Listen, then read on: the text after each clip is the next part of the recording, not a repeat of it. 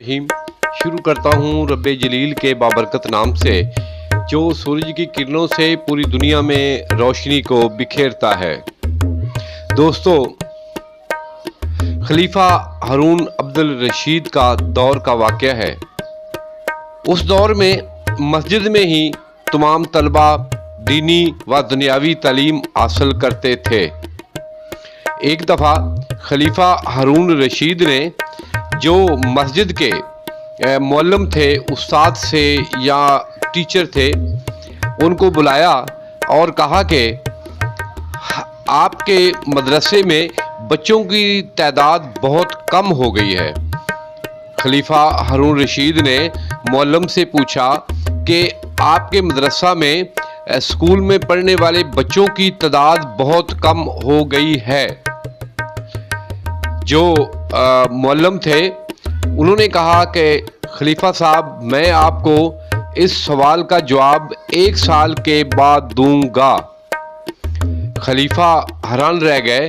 खलीफा के साथ जो दूसरे सिपा थे वो भी हैरान रह गए कि ये मौलम ने कैसा जवाब दिया है कि 1 साल के बाद मैं आपके सवाल का जवाब दूंगा। खैर, खलीफा हारून रशीद बड़े अहले इल्म और दानिश्वर थे। उन्होंने कहा कि ठीक है जी, मैं आपका 1 साल के बाद आपका जवाब लूँगा और मैं आपके जवाब का मुंतज़िर रहूँगा। दोस्तों, वक़्त गुज़रता गया।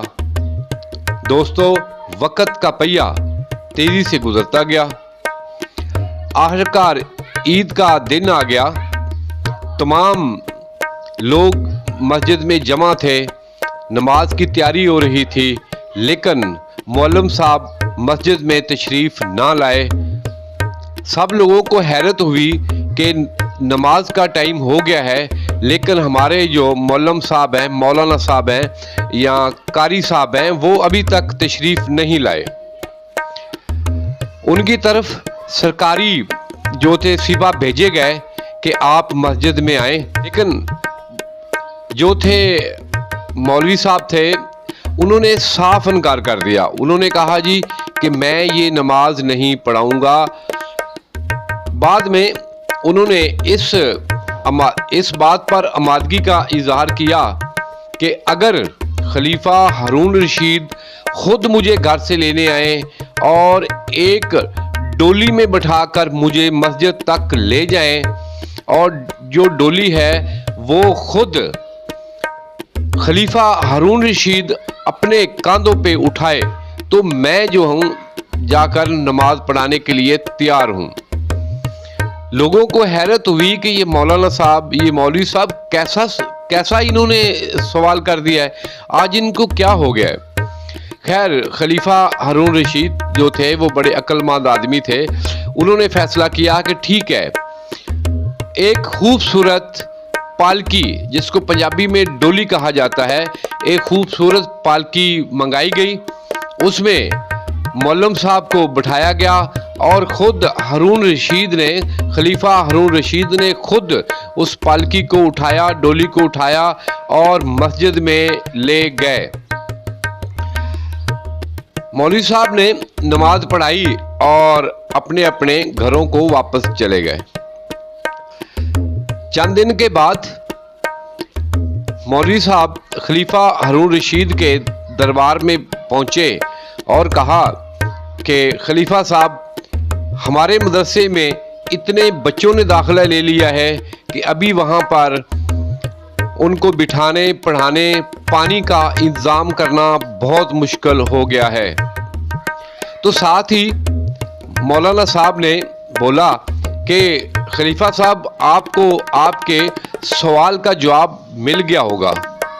लेकिन खलीफा हारून रशीद ने कहा कि मुझे ज़रा खुल कर बताओ। खलीफा साहब ने कहा ज़रा वजाहत की जाए।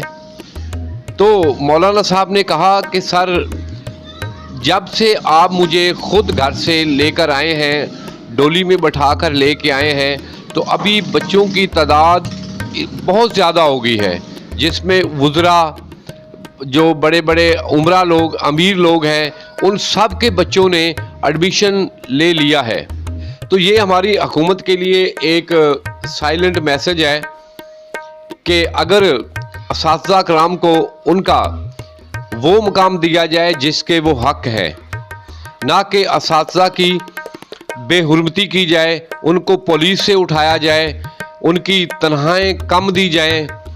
तो ये हमारे लिए एक हमारा अलमिया है कि जब यहाँ पर कोई खिलाड़ी, कोई अदाकार जिसको हम मादी में मरासी कहते थे, या कोई फिल्म स्टार जिसको हम मादी में कंजर कहते थे, अगर वो कोई कारनामा अंजाम देते हैं तो हम उनको कांधों पे बिठा लेते हैं, उनको अवार्ड दिया जाता है, उनको करोड़ों रुपया नकदी दी जाती है। लेकिन हमारे असातिज़ा कराम, एक असिस्टेंट कमिश्नर जिसके पास वीगो गाड़ी होती है, और हमारे ये जितने असातिज़ा कराम हैं ये अपनी अपनी बाइकों पे स्कूल आते हैं, तो ये इस तरह हमारा जो तालीमी निज़ाम है वो इस तरह बिगड़ जाएगा। तो खुदा के लिए हमारे असातिज़ा कराम को वो इज़्ज़त दी जाए, वो मुकाम दिया जाए जिसके वो हकदार हैं।